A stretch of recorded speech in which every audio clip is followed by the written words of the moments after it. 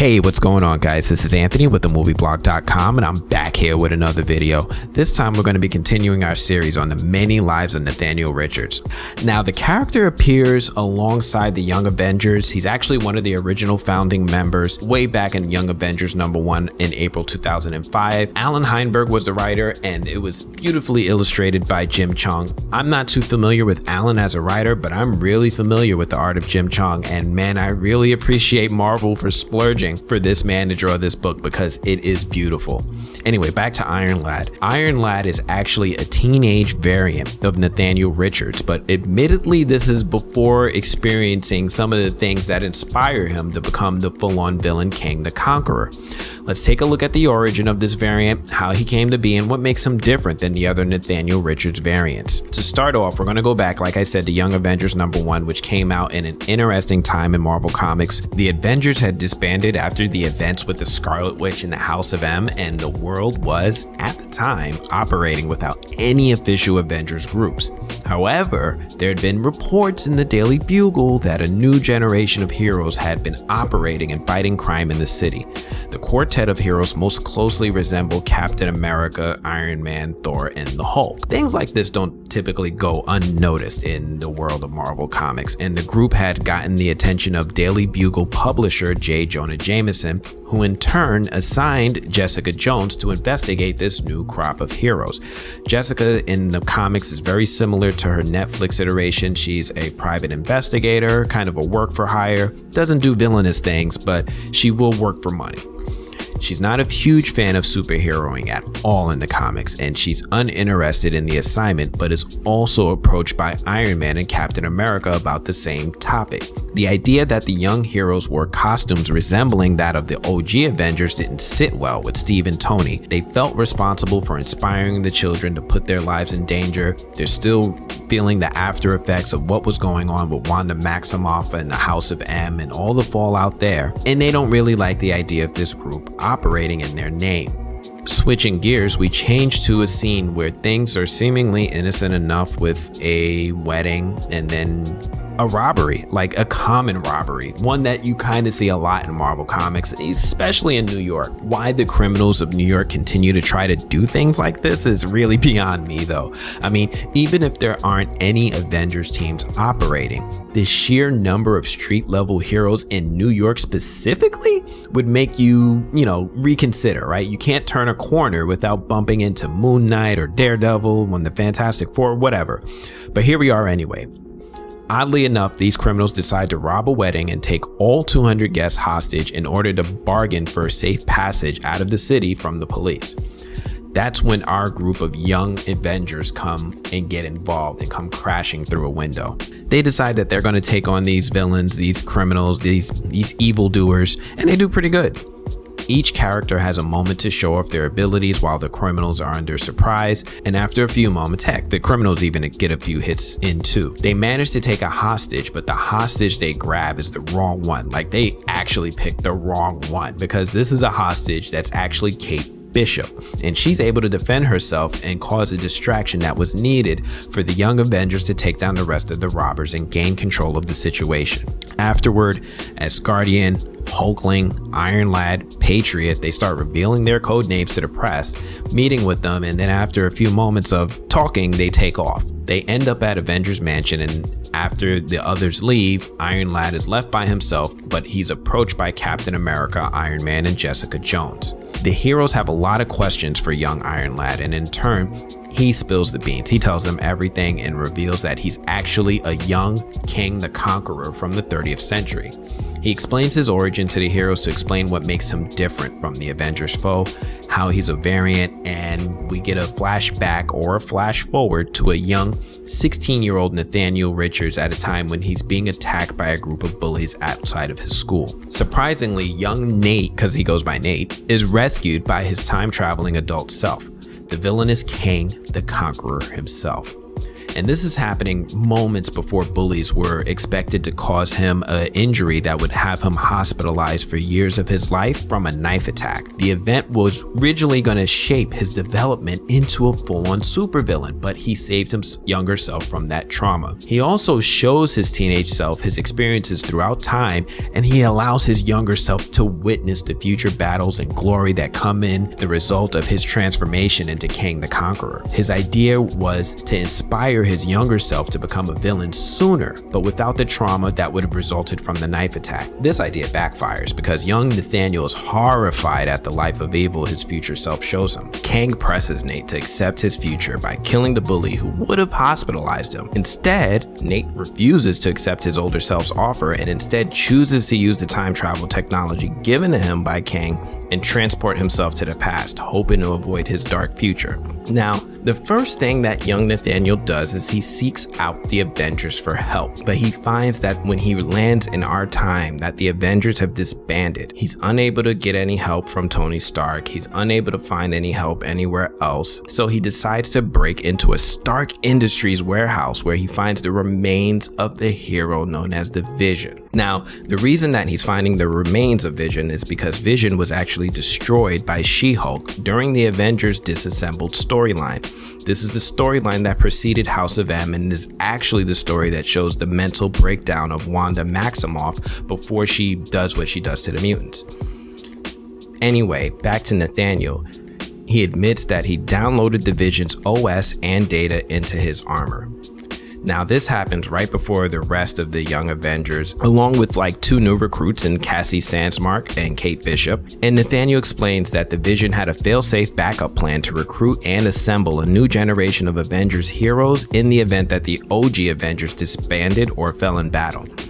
This is what inspired Nate to assemble this new team, all of whom have some tie to the original team.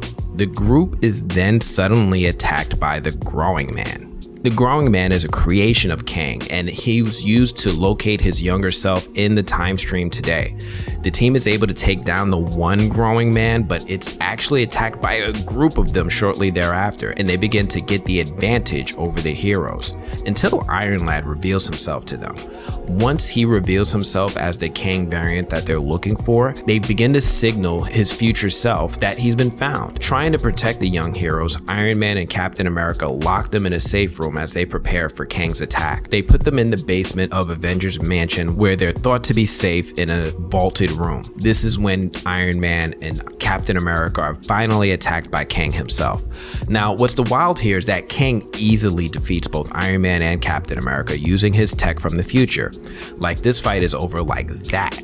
Thankfully, Jessica Jones is here and helps turn the tide or even things a little bit for Cap and Tony when Kang decides to use his greatest weapon that he has to stop everyone in their tracks. He decides to start making some sense.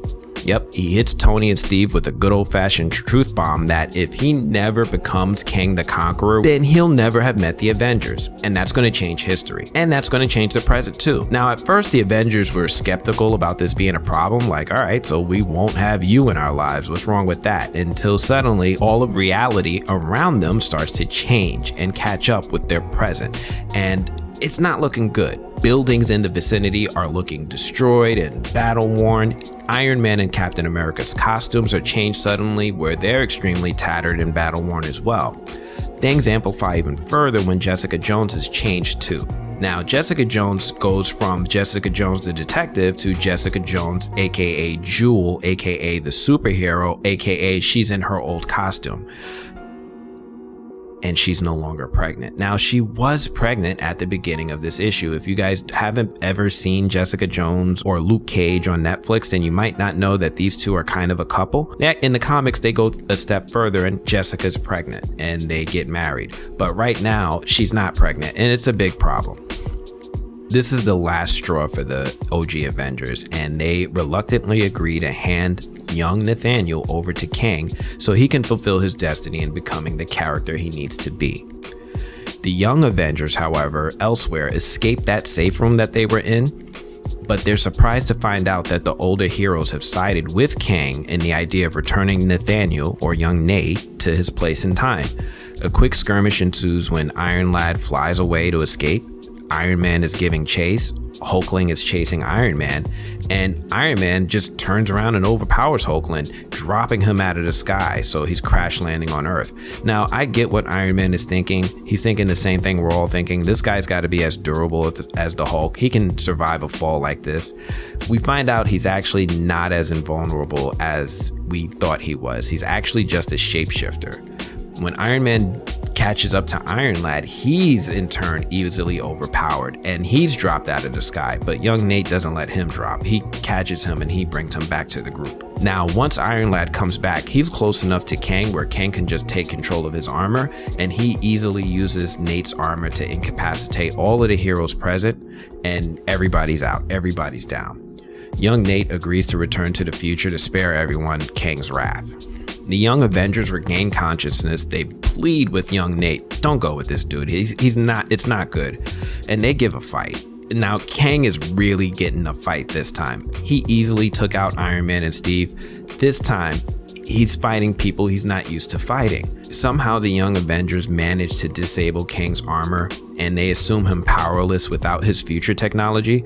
He proves them wrong. He puts hands on Patriot, he knocked him down, and things get escalated further when Iron Lad's armor begins to stir and get involved in a fight. But this time it's a little different because the armor comes back together sentiently, and it comes back in the form of a resurrected Vision, and he decides to get involved in the fight. He begins to overpower Kang using his ability to phase through objects, and he uses his strength as well, but Kang regains the upper hand with his old armor when he just finds a failsafe that he had built in and he disables the Vision.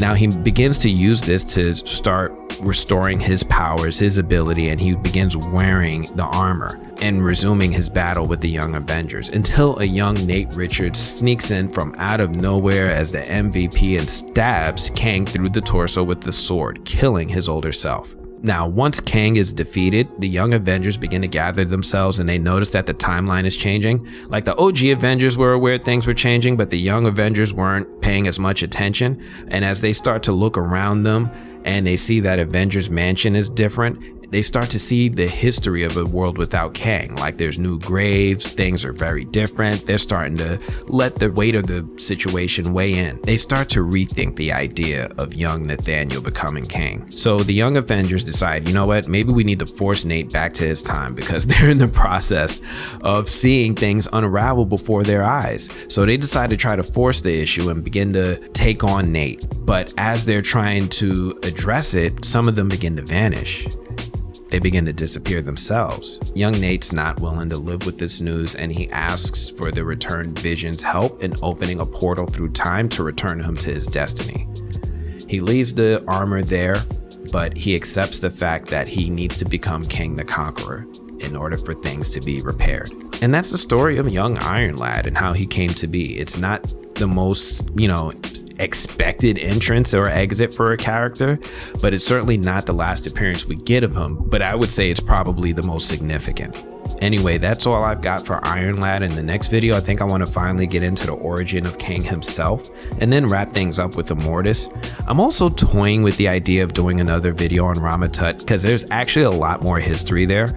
I was thinking about diving into his appearances where he's battling Doctor Strange or the West Coast Avengers because they really tie in with like characters like the Scarlet Witch and Hawkeye, which are characters I expect to see more of out of the MCU. But let me know what you guys think, and if there's enough interest, I can add them to the queue for this playlist. Anyway, that's all I have for this video. Make sure you hit the like button and I'll see you guys later. Peace.